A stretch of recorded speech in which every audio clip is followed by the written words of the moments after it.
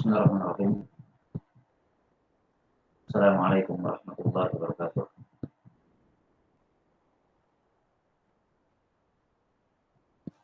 Alhamdulillahirabbil alamin.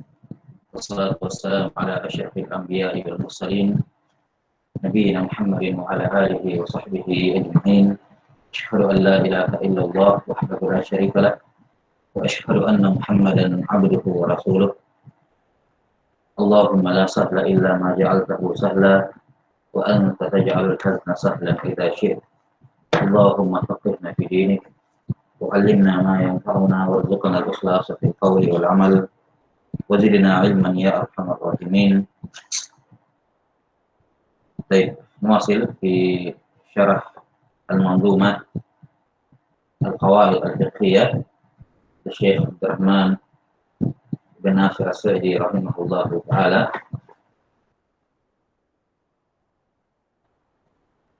Pada pembahasan terakhir kita dalam bait yang ke-17. Nah, wa kullu mahdhurin ma'a dharurah biqadri ma tahtajuhu dharurah. Baik, sudah dijelaskan pada pertemuan sebelumnya, pada pertemuan terakhir bait ke-15 dan yang 16 ya. Nah, dikatakan oleh penulis rahimahullahu taala, qaidatus syari'ati taysiru fi kulli amrin nabahu ta'siru wa laysa wajibun bil iqtidari wa la muharramun ma'a dharari. Nah, wa kullu mahdhurin ma'a dharurah biqadri ma tahtajuhu dharurah. Kata beliau, qaidatus syari'ati taysiru, atau dalam yang khat beliau, wa min qawaidis syari'ati taysiru. Nah, fi kulli amrin nabahu ta'siru. Ini sudah kita terangkan bahwa ini adalah, atau yang dimaksud oleh penulis rahimahullah dalam bait ini adalah kaidah al-masyaqqah sababun lit-taysir. Al-masyaqqah sababun lit-taysir. Kemudian walaysa wajibun bil iqtidari wala muharramun ma'a dharari. Ini apa namanya? Tidak ada kewajiban tanpa kemampuan, bahwa perintah dari Allah Subhanahu wa taala baik yang bersifat wajib maupun bersifat sunnah ya. Baik yang bersifat wajib maupun bersifat sunnah ini gugur ketika tidak ada kemampuan. Wala muharramun ma'a dharari, sebagaimana tidak ada hal yang diharamkan ketika seorang dalam keadaan mudhar. Nah, dan ini sudah kita sebutkan penjelasan bait ini, bahwa yang dimaksud oleh penulis rahimahullahu taala adalah kaidah al-masyaqqah atau ad-darurat tubihu al-mahdhurat. Ad-darurat tubihu al-mahdhurat. Dan sudah kita terangkan dua kaidah tambahan yang berkenaan dengan kaidah al-masyaqqah sababun lit-taysir, secara khusus yang berkenaan dengan ar-rukhas, di mana ada dua kaidah tambahan yang kita sebutkan, yaitu ar-rukhas la tunatu bisyarr wa ar-rukhas la tunatu bil ma'siyah. Nah, selanjutnya kata beliau rahimahullahu taala, ini juga termasuk kaidah tabak. Kata beliau, wa kullu mahdhurin ma'a dharurah biqadri ma tahtajuhu darurah. Nah, apa ini?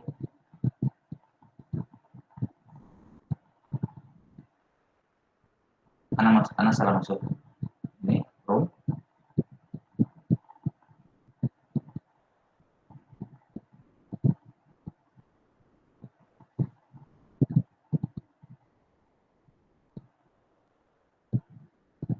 Terus gimana?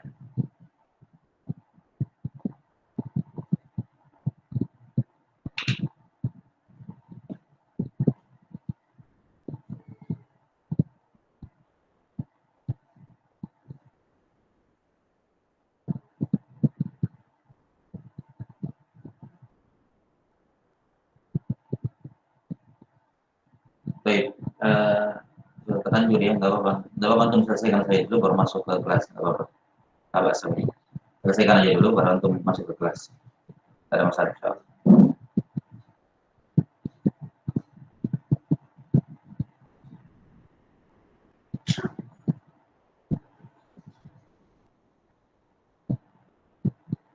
Iya, bahasa aja, nggak masalah. Ya, selesaikan aja dulu, baru kita gabung. Bebas. Baik. Yang penting bukan dikasih yang sama kan. Bebas. Nah, kata beliau rahimahullahu taala, wa kullu mahdhurin ma'a dharurah biqadri ma tahtajuhu dharurah. Bahwa segala hal yang mahdzur, segala hal yang dilarang oleh syariat, ya, namun dibolehkan ma'a dharurah, namun dibolehkan gara-gara darurat, maka biqadri ma tahtajuhu dharurah. Maka selayaknya yang diharamkan tersebut dilakukan sesuai dengan kebutuhan darurat. Yani kaidah yang dikenal atau disebut di kalangan para ulama, ad-darurat tuqaddaru biqadariha. Ad-darurat tuqaddaru biqadariha. Nah, bahwasanya yang darurat itu diukur sesuai dengan kebutuhannya. Maksudnya bahwa sesuatu yang diharamkan oleh Allah Subhanahu wa taala, ketika dia diharamkan maka asalnya dijauhi. Ya, tidak boleh dilakukan. Namun dalam kondisi darurat, dalam kondisi darurat, maka yang dilarang tersebut boleh dilakukan. Yang dilarang tersebut boleh dilakukan. Namun ketika dilakukan, tetap harus terkait dengan apa? Terkait dengan darurat tersebut. Yakni tidak boleh melampaui dari batas darurat. Ini maksud dari ucapan para ulama, ad-darurat tuqaddaru biqadariha. Bahwasanya sesuatu yang haram lantas dibolehkan gara-gara darurat, maka disesuaikan dengan kebutuhan darurat. Ya, karena itulah ketika idza zala al-ittirar, ya, kalau kapan sudah hilang sifat darurahnya, maka hal yang tadinya dibolehkan tersebut kembali kepada hal yang haram. Kembali kepada hukum asalnya, yaitu at-tahrim. Itu at-tahrim. Semisal apa yang disebutkan pada pembahasan sebelumnya berkenaan dengan akul maita lil mutar, makan bangkai bagi orang yang mutar. Nah, di sini ketika dia akan mati, maka diperbolehkan bagi dia untuk makan bangkai. Baik, berapa banyak bangkai yang dia boleh makan? Berapa banyak bangkai yang boleh dia makan? Nah, kita katakan yang penting kamu tidak mati, karena itu daruratnya. Daruratnya adalah kamu akan mati. Kapan kamu makan satu suap misalnya, atau dua suap, atau satu iris, dua iris misalnya, itu sudah cukup untuk menyelamatkan kamu dari kematian, maka cukup, stop sampai di situ. Tidak boleh kamu tambah, tidak boleh kamu makan lebih daripada itu. Kenapa? Ad-darurat tuqaddaru biqadariha. Bahwa sesuatu yang darurat diukur sesuai dengan kebutuhan darurat tersebut. Makanya disebutkan dalam ayat, faman yuturra ghairu baghi wala 'ad. Ya. Wala baghi wala 'ad. Faman yuturra ghairu baghi wala 'ad. Tidak boleh melampaui batas, yakni makan melebihi dari apa yang dibutuhkan berupa bangkai tersebut, tidak boleh. Dan tidak boleh juga melampaui batas. Apalagi kalau misalnya dia simpan, sengaja dia bawa, ini bangkai saya sudah tidak mati lagi. Sudah selamat dari kematian. Tapi cuma dua suap saja, atau dua kali makan saja, dua iris saja, selesai. Tapi nanti kalau saya lapar lagi, saya akan makan, maka bangkainya dia bawa kemana-mana misalnya. Nah, ini tidak dibenarkan juga. Ad-darurah tuqaddaru biqadariha. Jelas sampai sini. Kemudian masalah melihat melihat wajah perempuan yang bukan mahram, ini hukumnya dilarang. Allah Subhanahu wa taala berfirman, "Wa qul lil mu'minin yaghudduna min absarihim." Maka melihat wajah pada perempuan yang bukan mahram itu diharamkan. Itu dalam keadaan tertentu darurat, maka diperbolehkan. Misalnya untuk pembuatan KTP misalnya yang diharuskan oleh pemerintah, atau dalam yang lebih jelas lagi misalnya dalam khidbah, dalam proses nador atau belum pernikahan. Maka ini adalah hal yang diperbolehkan. Ya, hal yang diperbolehkan. Namun ad-darurat tuqaddaru biqadariha. Yani dia hanya boleh memperlihatkan wajahnya apa yang dibutuhkan. Tidak boleh lebih. Tidak boleh lebih. Nah, kapan lebih maka dia terjatuh dalam perkara yang maka dia berdosa. Kenapa? Ad-darurat tuqaddaru biqadariha. Kemudian misalnya seorang perempuan sakit, kemudian berobat ke dokter, dan tidak ada dokter perempuan dalam yang spesialis di bidangnya, tidak ada perempuan. Hai dokter laki-laki, apakah diperbolehkan? Kita katakan dia diperbolehkan, ini darurat. Ya, diperbolehkan bagi seorang perempuan untuk berobat kepada dokter laki-laki. Ya, nah, hatta dalam misalnya di suatu daerah ya rentan dengan kematian ibu-ibu yang hamil misalnya dan tidak ada yang ibu melahirkan ya, dan tidak ada dokter bidan dan semacamnya ya, kecuali laki-laki misalnya ya, maka darurat tuh tokat darurat tapi mahdurat, diperbolehkan bagi dia untuk berobat ke dokter laki-laki, sebagaimana sebaliknya laki-laki kepada perempuan ketika tidak ada dokter laki-laki di situ misalnya, diperbolehkan. Nah, namun yang boleh disingkap dari tubuhnya, yang boleh dilihat dari tubuhnya secukupnya pada bagian yang sakit, tidak boleh lebih. Misalnya yang sakit adalah di bahunya, di tangannya, atau di kakinya, atau di bagian manapun yang butuh diperiksa, maka hanya disingkap bagian itu saja, ya, hanya dilihat bagian itu saja, dan tidak boleh kepada bagian yang lain. Nah, ini ad-darurat, ad-darurat tuqaddaru biqadariha, bahwa sesuatu yang darurat tetap diukur sesuai dengan apa? Sesuai dengan biqadariha. Jelas ya? Nah, kemudian termasuk kaidah turunan dalam masalah darurat tubihu al-mahdurat, bahwasanya ad-darurat la tusqitu ad-dhaman. Ad-darurat la tusqitu ad-dhaman. Ini termasuk turunan dari kaidah darurat ini. Bahwa ad-darurat la tusqitu ad-dhaman. Yang namanya darurat itu tidak menggugurkan yang namanya ganti rugi. Walaupun darurat, ya betul darurat, tapi ketika kamu merugikan orang lain, ya merugikan orang lain dalam kamu menyelamatkan dirimu dalam kondisi darurat, maka itu tidak menggugurkan ganti rugi. Misal ada seorang, ya tadi misalnya akan mati misalnya. Kemudian yang dia dapati hanya kambingnya orang. Ada kambing sedang digembala misalnya, tidak ada kambingnya lepas, ya, kambing orang lepas, jelas ada pemiliknya. Maka dia ambil kambing tersebut, dia sembelih, kemudian dia misalnya, atau dia masuk ke kebunnya orang, ya, dalam keadaan kelaparan, kemudian dia ambil hasil kebun orang, ya, buahnya berapa biji misalnya untuk dia makan, ya. Nah, maka selama memang dia butuhkan hal tersebut, maka kita katakan ad-darurat tubihul mahdurat, tidak ada masalah. Dia boleh mengambil milik orang lain, dia boleh mengambil milik orang lain tanpa izin, ya. Dia boleh mengambil milik orang lain tanpa izin kalau memang darurat, ya, kalau memang darurat. Jelas seperti ini. Tapi ya, ketika kamu yang sudah lepas dari darurat tersebut, kamu harus ganti rugi apa yang kamu ambil tersebut.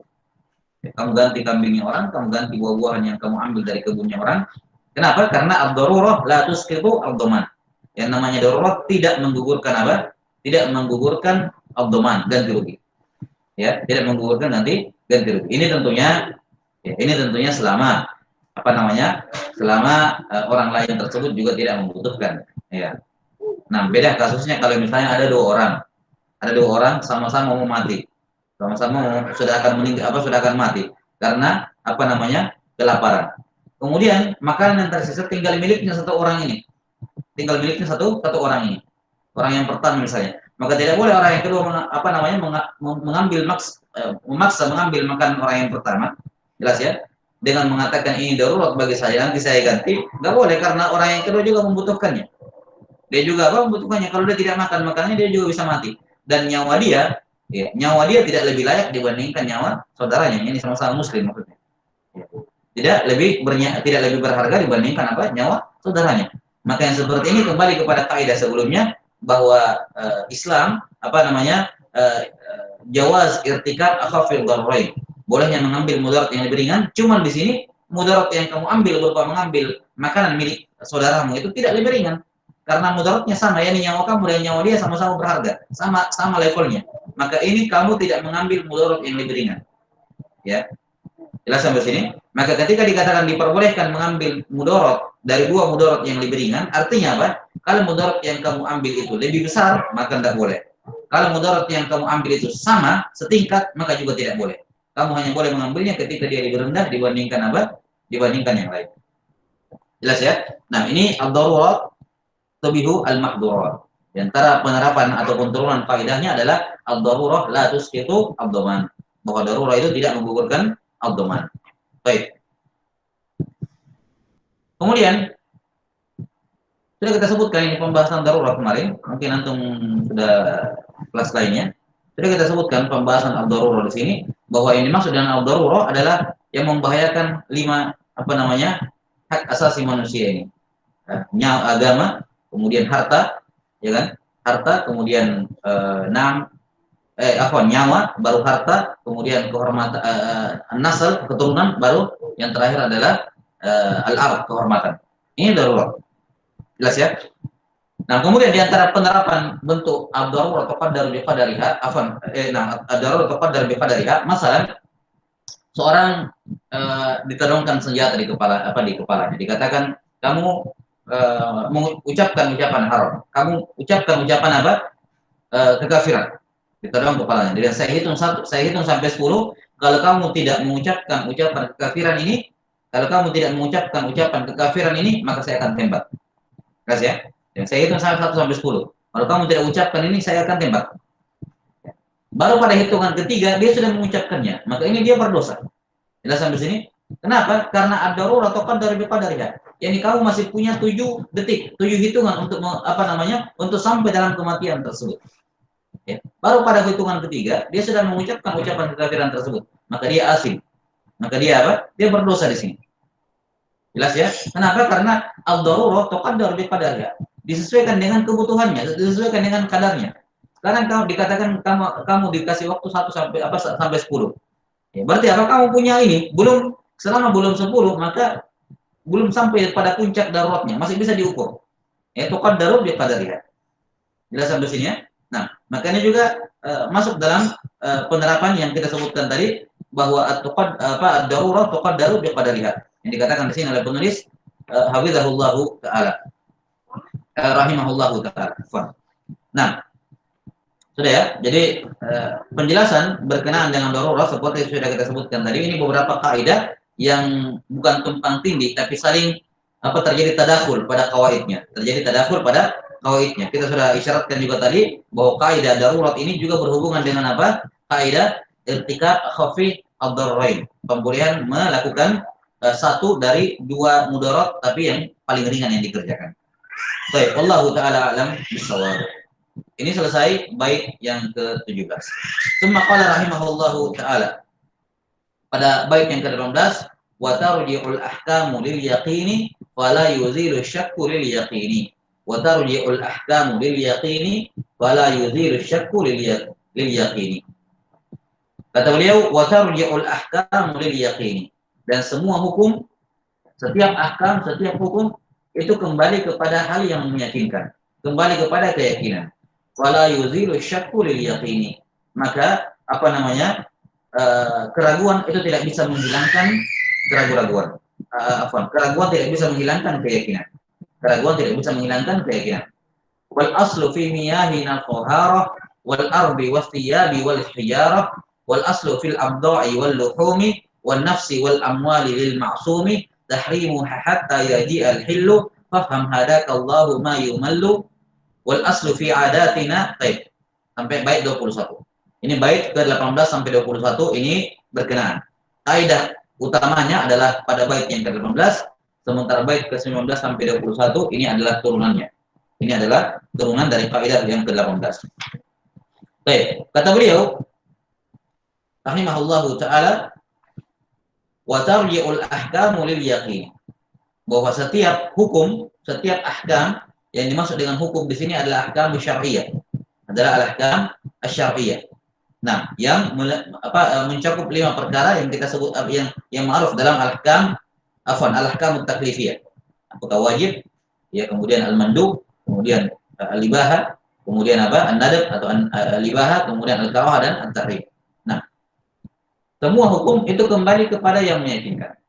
Kembali kepada yang meyakinkan. Wala yuzilu syakku lil yaqini. Maka tidak boleh keraguan itu menghilangkan keyakinan.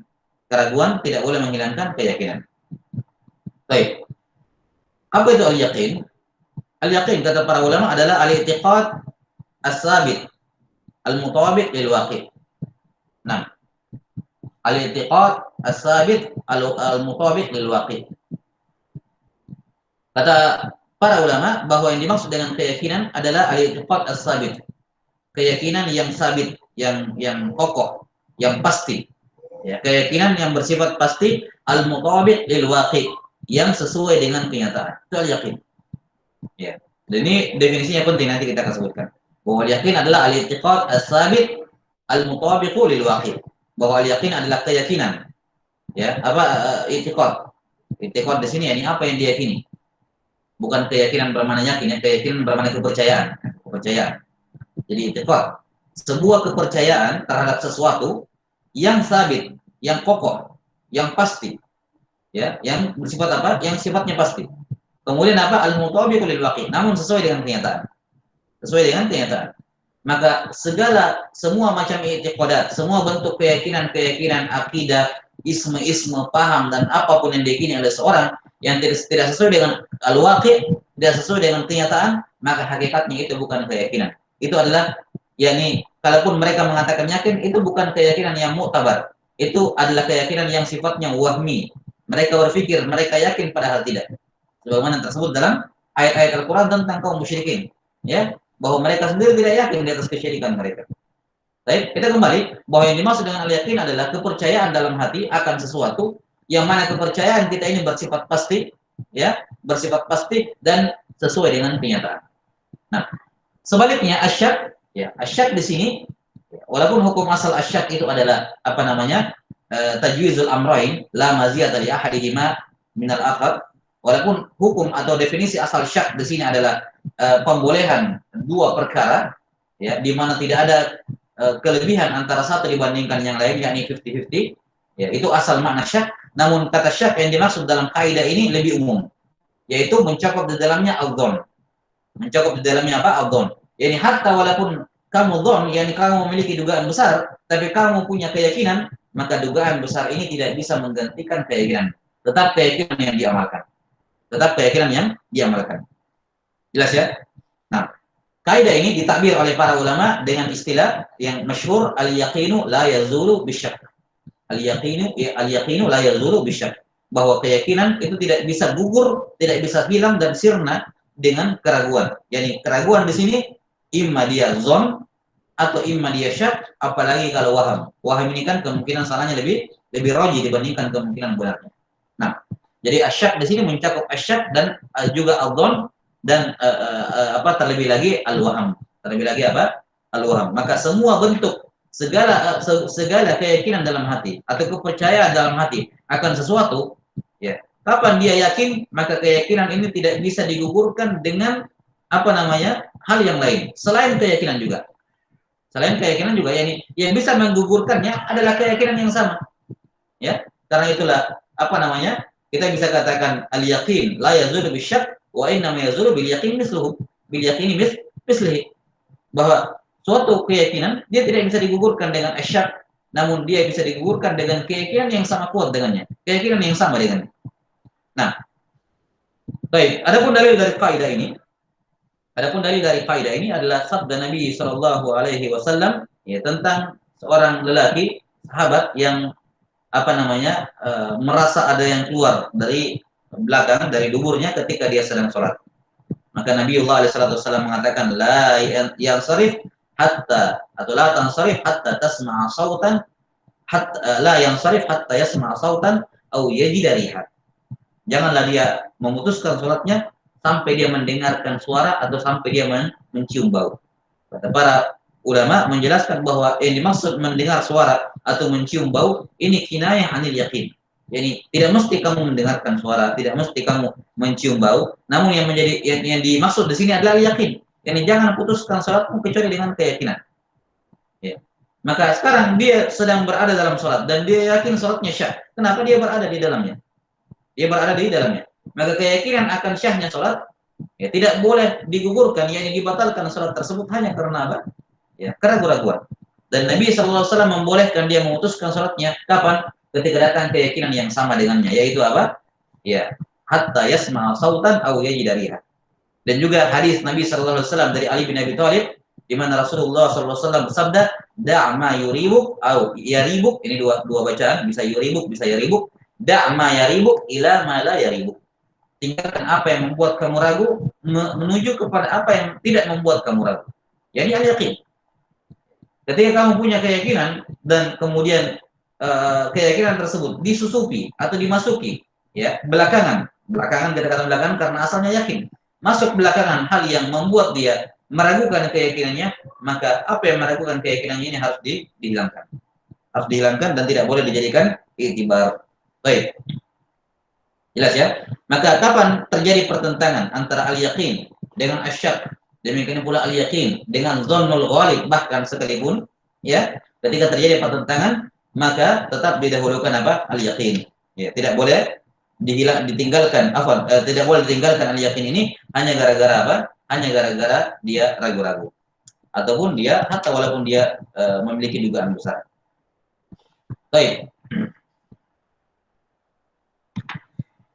Kemudian contoh dari kawaid atau penerapan kaidah ini ada beberapa contoh disebutkan oleh para fuqaha.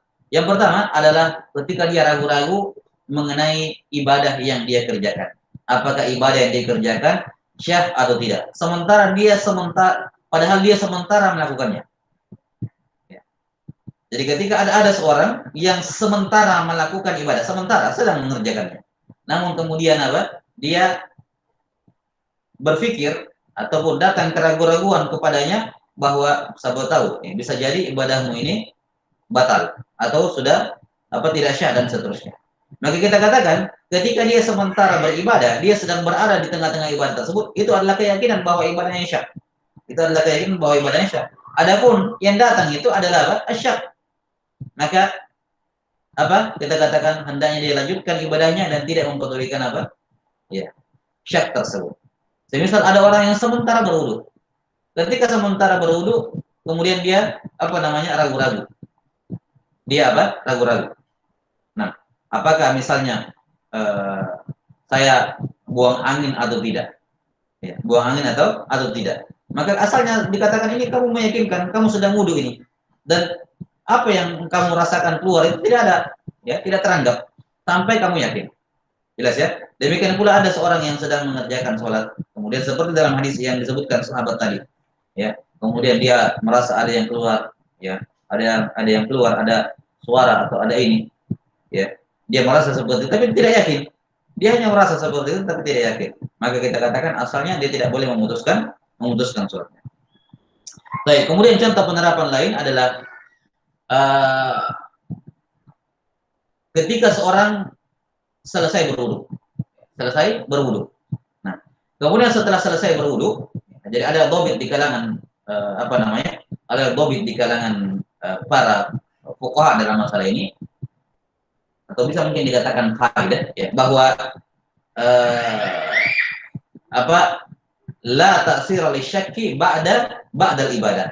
La ta'sira lisyakki ba'dal ibadah. Yani keraguan-raguan itu tidak ada dampaknya, tidak ada efeknya sama sekali setelah ibadah selesai. Ya, setelah ibadah selesai. Masalan, ada seorang sudah selesai berwudu. Selesai. Setelah itu dia melangkah, kemudian dia berpikir, tadi saya sudah cuci tangan atau belum? Saya sudah mengusap kepala atau belum? Kita katakan keraguan-raguan yang datang setelah selesai ibadah ini layu tabar. Ya, tidak teranggap. Kenapa? Dia sudah selesai. Yang meyakinkan, dia sudah selesai beribadah. Dia sudah selesai wudu, itu yang meyakinkan. Adapun keraguan-raguan setelah selesainya itu layu tabar. Jelas sampai sini? Demikian pula ragu-ragu. Sudah, assalamualaikum warahmatullah, assalamualaikum warahmatullah. Kemudian setelah itu dia tiba-tiba ragu-ragu. Tadi di rakaat kedua saya sujudnya 1 kali atau 2 kali. Kok ada perasaan cuma 1 kali? Ya. Maka ragu-ragu seperti ini tidak ya, tidak boleh, tidak ada taksir. Tidak ada pengaruhnya sama sekali. Ini lupakan sudah. Kamu sudah selesai sholat, kamu sudah salam, berarti yang meyakinkan adalah kamu sudah selesai. Lengkap sholatmu. Itu yang meyakinkan. Kemudian muncul ragu-ragu, saya tadi di rakaat kedua cuma sujud 1 kali. Cuma sujud satu kali. Kita katakan la taksir. Tidak ada pengaruh bagi syak setelah selesainya selesai ibadah. Ya, dalam hal ini sholat. Ya, kecuali ada hal-hal yang dikecualikan oleh para fuqaha. Misalnya kalau ragu-ragunya dalam takbiratul ihram atau ragu-ragunya dalam masalah niat, ini taksir. Misalnya setelah selesai salam, dia bilang, tadi saya ragu-ragu, saya tadi takbiratul ihram atau langsung saja sedekah. Nah, ragu-ragu seperti ini memiliki taksir. Ini pengecualian dari kaidah. Ya, ini khusus dalam masalah sholat ya. Ini dhabit dalam masalah sholat. Ya, dhabit dalam masalah sholat adalah semua syak, semua bentuk keraguan-raguan di dalam setelah salat itu tidak, ya, layu tabar, ya, tidak boleh dijadikan patokan dan tidak teranggap sama sekali kecuali kalau keraguannya pada niat dan pada takbiratul ihram. Ini 2 pengecualian. Kecuali kalau keraguannya pada niat dan takbiratul ihram, maka ini mempengaruhi. Maka ini apa? Mempengaruhi sholatnya. Baik. Kemudian demikian pula di antara bentuk penerapannya adalah ada seorang yang sudah selesai berwudu, ya. Nah, kemudian dia ragu-ragu apakah berhadas atau tidak. Misalnya dia ingat tadi saya dari rumah sudah berwudu. Kemudian sampai ke masjid, ya, karena waktu sholatnya masih lama dia kerjakan yang lain. Pas komat, masalah pas komat dia kemudian, wah saya langsung sholat atau pergi wudhu kembali, wudhu ulang kembali. Saya sih tadi sepanjang ini seingat saya tidak ada apa batal wudhu sama sekali. Ya. Tapi kan begitu. Sekarang sudah komat. Kalau saya pergi wudhu misalnya, saya terlambat ihram, tidak akan mendapat takbiratul ihram. Nah, apa yang saya lakukan? Kita katakan langsung sholat saja. Nah, yang langsung masuk ke apa barisan, ke shaf, kemudian sholat. Kenapa? Tadi kamu yakin kamu sudah berwudhu dari rumah. Itu yang meyakinkan. Kemudian antara dari rumah sampai ke komat, ini kamu ragu-ragu. Apakah ada hadas di sini? Maka kita katakan apa? Keyakinan wudhu di rumah tidak bisa digugurkan dengan apa? Dengan keraguan-raguan hadas di antara. Demikian pula sebaliknya. Saya tadi ini ingat, saya buang angin tadi, atau saya tadi dari kamar mandi, jelas ingat. Tapi saya lupa, apakah setelahnya saya sudah wudhu atau belum? Setelahnya saya sudah wudhu atau belum? Maka kita katakan apa? Yang meyakinkan adalah kamu berhadas. Kamu dari kamar mandi, itu yang meyakinkan. Maka dari kamar mandi sampai waktu kamu mau sholat ini, kamu ragu-ragu apakah ada wudhu di antaranya, maka hukum asalnya tidak ada. Yani keraguan akan wudhu tidak bisa menggugurkan keyakinan al-hadas. Jelas ya? Demikian pula penerapan masalah ini adalah dobit dalam masalah sholat, dalam masalah keraguan-raguan gerakan sholat. Ya. Keraguan-raguan gerakan sholat. Bahwa asalnya adalah kamu belum mengerjakan. Ketika kamu ragu-ragu akan sesuatu dalam gerakan sholatmu, apakah kamu sudah lakukan atau belum? Ya, atau dalam wudhu juga berlaku, apakah kamu sudah lakukan atau belum? Maka hukum asalnya adalah belum. Ya. Hukum asalnya adalah apa? Adalah belum. Karena ketika kamu sedang mengerjakan ibadah, maka hukum asalnya barawah kamu belum lepas. Kamu sementara sholat. Kemudian di dalam sholat kamu ragu-ragu saya sudah kerjakan rukun ini atau belum. Kamu sedang berwudu. Kemudian ragu-ragu saya sudah kerjakan rukun wudu ini atau belum. Maka ketika kamu sedang beribadah, berarti apa? Kamu punya zimmah. Kamu punya zimmah. Maka hukum asal zimmah kamu tidak lepas sampai hal itu apa? Sampai apa? Datangnya hal yang meyakinkan. Maka perkara yang meyakinkan adalah zimmah saya dalam sholat belum lepas. Yani saya belum kerjakan itu. Ya. Maka kalau kamu punya keraguan, kayaknya saya sudah kerjakan. Sudah atau belumnya? Maka hukum asalnya adalah belum kamu kerjakan. Ya, belum kamu kerjakan. Ya, karena itulah misalnya kalau ada seorang yang dia sudah berdiri di rakaat yang kedua. Dia berdiri ke rakaat yang kedua. Kemudian dia tiba-tiba ragu-ragu. Dia apa? Ragu-ragu. Apakah saya sudah sujud pertama? Ya, saya sudah sujud pertama atau belum? Apakah saya sudah sujud dua kali? Sujud kedua tadi dibawa di rakaat sebelumnya atau belum? Ragu-ragu. Sudah sampai sini? Maka hukum asalnya selama kamu tidak yakin, maka itu belum kamu lakukan. Itu belum kamu lakukan. Jelas ya? Demikian pula dalam syak dalam ada dua rakaat. Ya, dalam jumlah rakaat. Ini rakaat kedua atau rakaat yang ketiga, maka kita katakan asalnya adalah rakaat yang kedua. Ya, asalnya adalah rakaat yang kedua. Apakah rakaat ketiga atau rakaat keempat? Asalnya adalah rakaat yang ketiga, rakaat yang keempat. Ini sudah sujud pertama atau sudah sujud yang kedua, asalnya ini masih sujud yang pertama. Itu yang meyakinkan. Ya, maka yang lebih jumlah yang terbesar itu masyhur. Sementara yang meyakinkan adalah jumlah ataupun angka yang terkecil. Nah, kemudian masalah ketika seorang memiliki beberapa tunggakan, memiliki beberapa tunggakan, qadha, baik sifatnya puasa maupun sholat. Misalnya sudah jelas dia ketiduran dari zuhur atau asar. Zuhur dan asar, dia ketiduran, zuhur, asar, maghrib misalnya. Ya, jelas dia sudah punya 3 qadha. Itu yang meyakinkan. Kemudian setelahnya dia ragu-ragu. Ya, apakah saya sudah pernah qadha ini? Misalnya dia lupa, ya. Kemudian 2 hari, 3 hari setelahnya dia baru ingat, 3 hari yang lalu saya ketiduran, saya tidak sholat 3 waktu, masalah. Ya. apakah saya sudah pernah kodok ini 3 sholat atau belum? Kita katakan asalnya kamu belum kodok. Asalnya kalau kamu belum kodok. Jelas ya? Saya punya apa namanya, kodok puasa tahun lalu. Saya sudah kodok atau belum? Jadi yang meyakinkan adalah dia punya kodok puasa Ramadan tahun lalu. Yang meragukan adalah saya sudah bayar atau belum. Maka hukum asalnya kamu belum bayar. Kenapa? Karena al-yakin, yang meyakinkan adalah kamu punya kodok. Yang meragukan adalah kamu tidak punya atau kamu sudah membayarnya. Maka al-yakin la yazulu bisyak. Nah, demikian pula orang yang berpuasa, kemudian dia karena berpikir kelihatannya matahari sudah tenggelam. Kelihatannya matahari sudah tenggelam, maka dia pun berbuka. Kemudian ya tabayyana lahu, ya. Kemudian nampak jelas bahwasanya ternyata matahari sedikit lagi, belum sedikit lagi baru terbenam seluruh lingkaran matahari. Maka yang seperti ini apa? Ya, dia wajib bayar qada. Kenapa? Karena al-yakin, hukum asal yang meyakinkan adalah asalnya masih siang. Asalnya apa? Masih siang. Jelas sampai sini ya? Asalnya masih siang, kemudian apa? Ya, dia ragu-ragu dia berbuka dengan mengandalkan zon, dengan mengandalkan dugaan besar, atau walaupun dugaan besar. Nah, namun hukum asal yang meyakinkan dia masih siang, maka yang seperti ini, ya, dia wajib untuk membayar al-qadha. Nah, demikian pula kalau dia mengingat ada utang pada seorang, kemudian dia ragu-ragu dia sudah bayar atau belum, maka hukum asalnya dia belum bayar.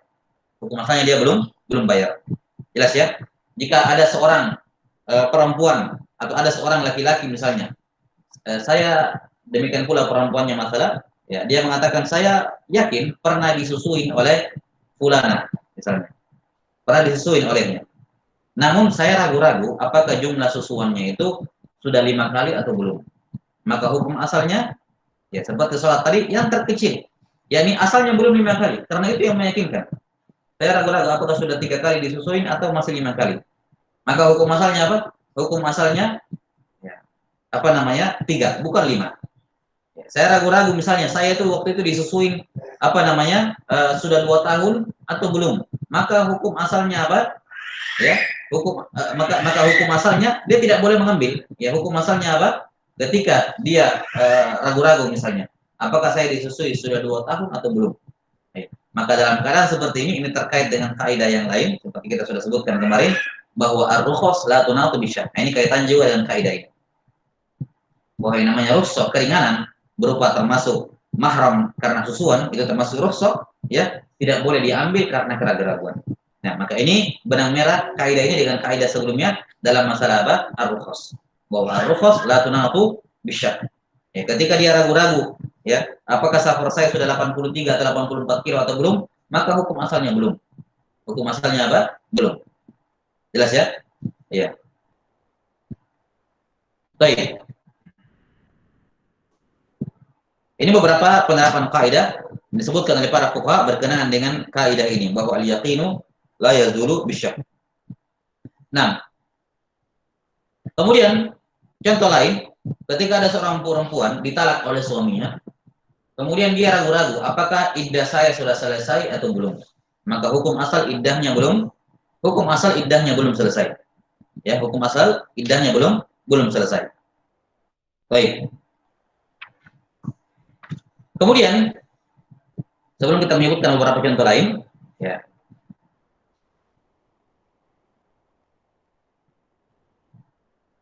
Ada beberapa turunan kaidah yang disebutkan oleh para apa namanya fuqaha atau para fuqaha yang menyebutkan al-qawaid al-fiqhiyah ini. Ada beberapa kawaid turunan dari kaidah ini. Al-yaqinu la yazulu bisyak, di mana sebagainya disebutkan oleh As-Sa'di rahimahullahu taala. Nah, di antaranya adalah al-aslu baqa'u ma kana ala makan. Al-aslu baqa'u ma kana ala makan. Bahwa hukum asal sesuatu adalah apa? Hukum asal sesuatu adalah sesuatu itu berada sesuai dengan keadaannya, tidak mengalami perubahan status. Ya, tidak mengalami apa perubahan status. Al-aslu baqa'u ma kana ala makan. Ya. Asalnya sesuatu itu tidak apa? Tidak ada perubahan status. Misalnya ketika seorang ragu-ragu, dia sudah mentalak istrinya 2 kali atau 3 kali, maka asalnya 2 kali. Status dia sebagai istri asalnya tidak berubah. Tetap berada pada hukum asal sampai ada perkara yang meyakinkan. Sampai ada perkara yang meyakinkan. Contoh lain, ada dua orang yang berseteru mengenai tanah. Satu yang mengatakan itu tanah saya, satu yang mengatakan itu tanah saya. Kemudian dua-duanya membawa sertifikat. Dua-duanya membawa sertifikat. Jelas sampai sini? Dua-duanya membawa sertifikat, masalah. Maka kita katakan, baik, sekarang kalian sama-sama membawa sertifikat. Tapi sekarang, untuk sekarang, tanah ini di tangan siapa? Kan berarti kan ada yang menggugat, ada yang digugat. Baik, yang digugat siapa? Tanah ini sekarang siapa yang pegang? Ya, kenapa tiba-tiba ada yang menggugat? Misalnya dikatakan si fulan A, maka kita katakan asalnya tanah ini milik dia. Asalnya tanah ini milik dia. Kamu bawa sertifikat meyakinkan taib dia juga punya, maka itu tidak teranggap. Kalau kamu mau mengambil tanah tersebut, kamu harus mendatangkan keyakinan yang lebih hal yang lebih meyakinkan dibandingkan itu. Kenapa? Al aslu baqa'u ma kana ala maka bahwa hukum asal sesuatu adalah tidak mengalami perubahan status. Ketika tanah ini sekarang sedang dikelola oleh si fulan, sertifikat dia punya, kemudian tiba-tiba kamu datang bawa sertifikat juga, maka apa? Asalnya tanah ini dimiliki oleh siapa yang mengelolanya. Itu al aslu baqa'u makan ala makan. Baik, kemudian di antara penerapan kaidah ini adalah al aslu fil umuril aridah al adam. Al aslu fil umuril aridah al adam. Hukum asal kejadian tambahan itu tidak ada. Hukum asal kejadian tambahan itu tidak ada. Contoh, saya memanah atau nembak seekor burung, ya, ataupun hewan buruan lain yang halal. Kemudian kena, dia kabur, ya. Kemudian saya cari, setelah itu saya temukan dia mati. Saya temukan dia mati. Nah, baik, matinya dia ini kan ada kemungkinan lain. Mungkin dia jatuh ke bentur, ya, jatuh ke bentur ketika saya tembak, kemudian jatuh, ya, jatuhnya misalnya kalau burung misalnya jatuhnya ke bentur, ataukah hewan yang jatuhnya ke bentur, kemudian mati, ada kemungkinan seperti itu. Namun, saya jelas lihat bekas panah saya tertancap di dia atau peluru saya mengenai kepalanya. Ini tentunya kita berbicara mengenai tembakan yang mematikan, Ya, jelas sampai sini. Kan kalau kayak burung misalnya sayapnya kan tidak mematikan. Maka kalau kedapatan mati itu jelas bukan karena kamu, karena terbentur jatuh ke tanah. Atau hewan misalnya kena kakinya, normalnya kan tidak mati. Kok tiba-tiba ditemukan mati misalnya. Jelas sampai sini ya. Nah, ya ini tembakannya mematikan misalnya. Kena ke bagian yang mematikan. Nah, jelas sampai sini ya. Kemudian kita dapat dia mati tapi ada bekas peluru ataupun panah pada jelas menembus ya, panahnya menembus burung tersebut ya. Nah, maka kita katakan asalnya dia mati gara-gara saya, karena peluru saya, karena panah saya, itu asalnya. Kenapa? Karena al-aslu fil umuril aridah al-adam. Hukum asal kejadian tambahan tidak ada. Ya, hukum asal kejadian tambahan tidak ada. Ya. Nah, atau juga disebutkan oleh para fuqaha bahwa al-aslu idhafatul hadath ila aqrabi awqatihi. Ya, ini juga termasuk takbir di kalangan para ulama bahwa al-aslu idhafatul hadath idhafatul syai' ila aqrabi awqatihi. Bahwa hukum asal sesuatu dinisbatkan kepada sebab yang terdekat, sebab yang paling dekat waktunya. Ya, ini dalam hal ini ya, saya yang memanahnya atau yang menembaknya. Jelas ya? Maka hukum asal tidak ada kejadian tambahan, ya. Kejadian tambahan itu tidak ada kecuali ada perkara yang meyakinkan. Nah, demikian pula misalnya termasuk penerapan kaidah ini, misalnya ada dua orang yang berebut, ya, mereka berdua berebut dalam peralatan pertukangan. Ya, satunya mengatakan itu gergaji saya, satunya mengatakan bukan itu gergaji saya. Ya, itu gergaji saya. Maka hukum asal, tapi salah satunya adalah tukang kayu, yang lainnya petani misalnya. Maka kita katakan apa?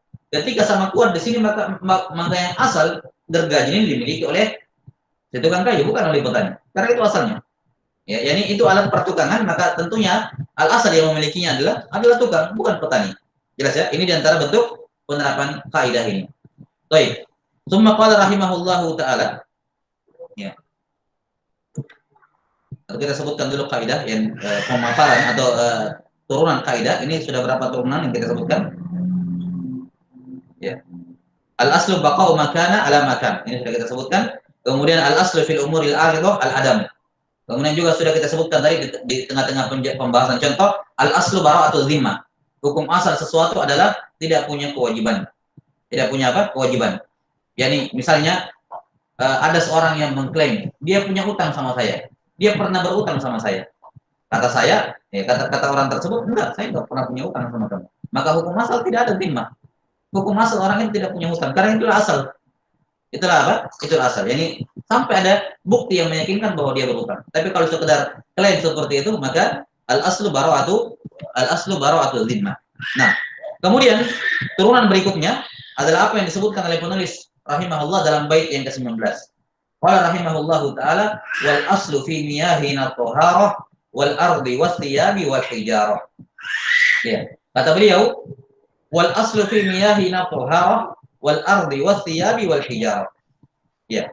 Bahwa hukum asal dalam miyah, al-miyah di sini jamak dari ma'un. Ya. Jamak dari ma'un. Hukum asal dari air kita, yakni air adalah at-tahar. Hukum asalnya adalah at-tahar. Wal ardi was thiyabi wal hijarah. Demikian pula tanah, hukum asalnya adalah taharah. Was thiyab juga pakaian, hukum asalnya taharah. Wal hijarah, demikian pula batu, hukum asalnya at-taharah. Baik, ini merujuk kepada turunan kaidah yang disebutkan oleh para ulama bahwa al-aslu fil asya al-ibahah. Al-aslu fil asya al-ibahah. Ini juga merupakan turunan dari kaidah al-yaqin la yazulu bisyak, yaitu al-aslu fil asya al-ibahah atau al-aslu fil asya at-taharah.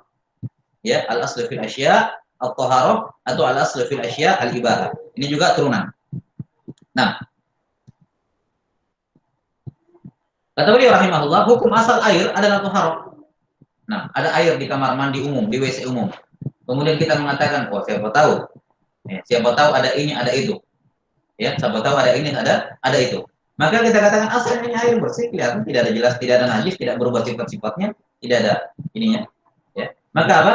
Hukum asal airnya apa? Suci. Hukum airnya suci.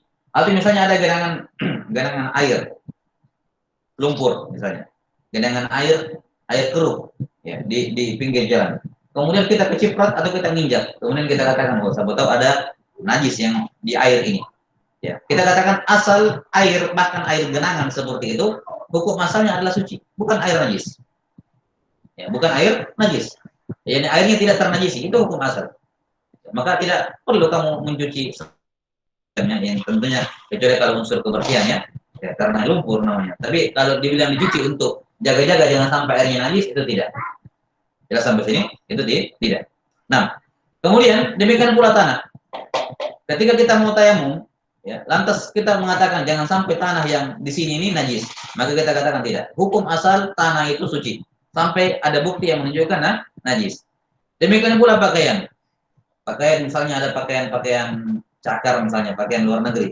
Ya, dia berpikir jangan sampai ini pakaian sudah kena khamar dulu, khamar najis kan gitu. Jangan sampai pernah kena khamar, jangan sampai begini dan begitu, jangan sampai ada darahnya di sini kita nggak lihat dan semacamnya. Kita katakan hukum asal tidak ada. Hukum asal tidak ada. Nah, karena hukum asal pakaian itu adalah suci. Jangan sampai ini ya bahannya seperti ini. Hukum asal bahannya pun suci. Bahannya pun apa? Bahannya mubah, itu hukum asal. Wal hijarah, demikian pula apa? Demikian pula batu. Hukum asalnya adalah at-taharah. Baik, ini saya kira jelas ya. Jadi ini termasuk turunan dari kaidah al-yaqinu la yazulu bisyak. Nah, kemudian ada beberapa masalah tambahan yang perlu kita saya kira waktu terbatas ya untuk menyebutkan bait yang ke-21. Kita skip dulu bait yang ke-21. Di sini ada beberapa atau ada istisna ya, pengecualian dari kaidah al-yaqinu la yazulu bisyak. Ya, al-yaqinu la yazulu bisyak. Nah,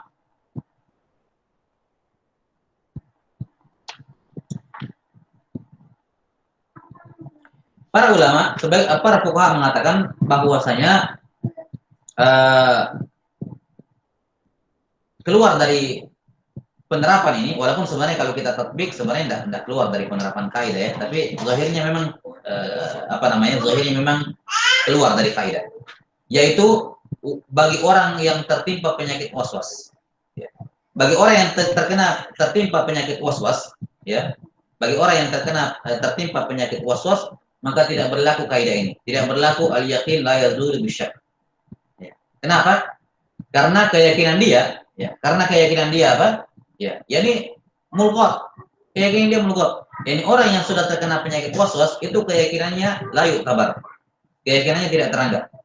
Misalnya, tahu ya orang yang sudah terkena penyakit waswas kelihatan wudhu berapa kali dan itu bukan wudhu dia ulang, ya dia sudah ini ulang lagi, selesai ulang lagi, ya selesai ulang lagi. Nah, maka yang seperti ini, ya, yang seperti ini apa? Orang yang terkena penyakit waswas di sini keyakinannya sudah rusak.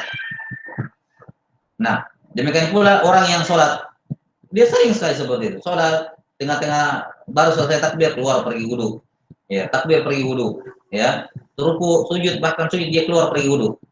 Hampir setiap sholat dia seperti itu. Nah yang seperti ini dia sudah kena penyakit waswas namanya. Itu penyakit kejiwaan. Itu sudah kena penyakit kejiwaan. Itu penyakit mental. Ya, yakni selalu berpikir begini dan begitu. Itu waswas sudah. Nah yang seperti ini tidak berlaku kaidah al-yaqin la yazulu bisyak. Kita katakan apa? Misalnya ada seorang yang sudah terkena penyakit waswas ini. Ya dia apa namanya berwudu misalnya.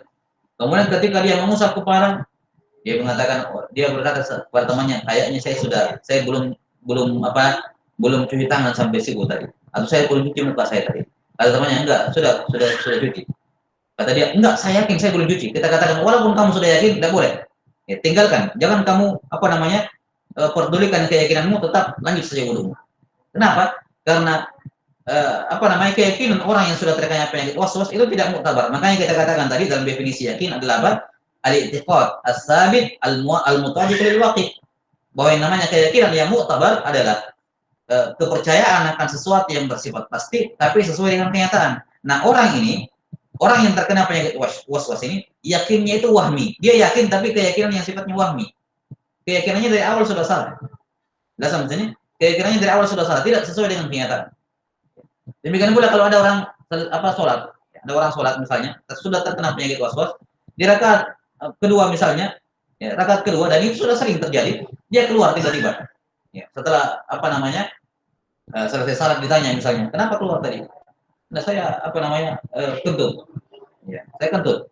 Kamu sudah sering seperti itu? Ya betul sering, tapi saya yakin tiap ini saya keluar karena saya yakin. Kita katakan kamu sudah terkena penyakit waswas. Ya, keyakinanmu itu bukan keyakinan yang hakiki. Keyakinan itu bukan keyakinan yang hakiki, itu keyakinan wahmi. Tidak boleh kalau kamu menggunakan kaidah al-yaqin la yazul bisyak, yakni saya yakin sholat tapi kemudian saya yakin kentut, maka keyakinan saya yang pertama gugur dengan keyakinan yang kedua. Enggak. Kaidah ini hanya berlaku bagi orang yang ya masih sehat.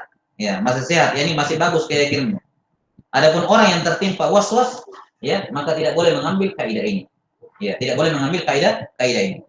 Ya, mungkin ada yang bertanya, tapi kan bisa jadi juga, ada juga kemungkinan keyakinannya itu benar. Kita katakan betul, ada kemungkinan keyakinannya benar, ada kemungkinan keyakinannya benar. Ya, namun ada juga kemungkinan keyakinannya itu adalah wahmi. Ya, dalam keadaan seperti ini, berlaku padanya kaidah irtikab khafid dararain. Ada dua mudarat di depan dia. Ya, ada dua mudarat di depan dia. Mudarat yang pertama, kalau dia melanjutkan sholatnya, maka ya sholatnya tidak sah. Kan begitu. Tapi dia cuek dengan keyakinannya bahwa saya kentut. Ya. Kenapa? Karena dia tertimpa penyakit waswas. Ingat, ini hanya bagi orang yang tertimpa penyakit waswas. Saya kentut, sudah cuekin saja. Sudah sampai sini, tetap dia sholat. Apa mudaratnya? Mudaratnya yang pertama adalah kalau dia terus sholat, dia lanjut sholat, maka ada kemungkinan, bukan pasti, ada kemungkinan sholatnya batal. Ada kemungkinan keyakinannya benar. Kemudian mudarat yang lain adalah kalau dia putuskan sholatnya dan dia pergi berwudu, mudaratnya adalah apa? Waswasnya semakin bertambah kuat. Karena waswas ini cara untuk mengobatinya adalah dengan dicuekin. Tidak boleh ditoleh, tidak boleh diladeni, dibiarkan. Ya. Harus ditolak, dibiarkan. Ya, walaupun ada dicuekin. Ya, itu cara mengobati waswas. Waswas semakin diladeni semakin kuat. Maka di sini ada dua mudarat. Kapan dia keluar dari sholatnya, maka bisa jadi, maka waswasnya bisa bertambah besar, dan kapan dia teruskan sholatnya bisa batal. Ada kemungkinan batal. Maka kita katakan yang mana yang lebih parah, yang mana lebih ringan mudaratnya. Sholat kamu yang ini batal, atau waswasmu bertambah parah. Kita katakan yang paling ringan mudaratnya adalah adanya kemungkinan sholat yang kamu lakukan itu tidak syah. Memang ada kemungkinan keyakinanmu benar, tapi ada juga kemungkinan keyakinanmu salah. Maka apa? Ya, lebih ringan mudarat salat kamu itu tidak syah dibandingkan waswasmu tanpa parah. Jadi kalau tambah parah itu bisa merembet ke berbagai ibadah-ibadah yang lain. Adapun sholat ini mungkin sholat yang ini batal, bisa jadi, tapi tidak ada juga kepastian. Tidak ada juga kepastian bilang batal, ya kan? Bisa jadi batal sholat ini, tapi ketika kamu tidak ladeni, ya berangsur-angsur keyakinan kamu yang benar akan kembali. Was-was kamu akan hilang nanti pada akhirnya. Kalau kamu cuekin was-was seperti ini, jelas ya? Maka itu maslahatnya ada. Masalahnya ada, walaupun mudarat tapi mudaratnya lebih ringan dibandingkan apa? Memperparah was-was. Nah, maka ini pengecualian dari kaidah yang disebutkan oleh para ulama ini, al-yaqin la yazulu bisyak, yakni bahwa kaidah ini keyakinan yang dimaksud di sini adalah keyakinan bagi orang yang tidak terkena penyakit was-was. Adapun kalau terkena penyakit was-was, maka keyakinannya mulghah. Ya, keyakinannya apa? Tidak teranggap. Nah, Allahu taala alam bisawab. Nah, saya kira cukup sampai sini. والعلم عند الله نسأل الله تعالى أن يعلمنا مما ينفعنا وأن ينفعنا بما علمنا إنه ولي ذلك القادر عليه سبحانك اللهم وبحمدك أشهد أن لا إله إلا أنت أستغفرك وأتوب إليك والحمد لله رب العالمين